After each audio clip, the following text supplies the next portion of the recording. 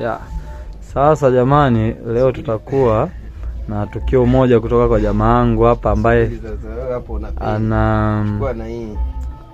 anafanya nini? Anaunganisha umeme kwa mikono yake. Usije ukajaribu, ni hatari sana kwa mwanadamu wa kawaida, ni hatari. Yaani usije ukaja ukajichanganya. Ila huyu jamaa kitu ambacho anataka kutuonesha leo ni kitu cha ajabu. Balbu ndo hii hapa. Kama unavyoiona. Yako ya shtochi che. Ndio vizuri. Sawa. Balbu ndo hii hapa kama unavyoiona, ambayo huyu jamaa anaanza kuunganisha kwa mkono live bila chenga.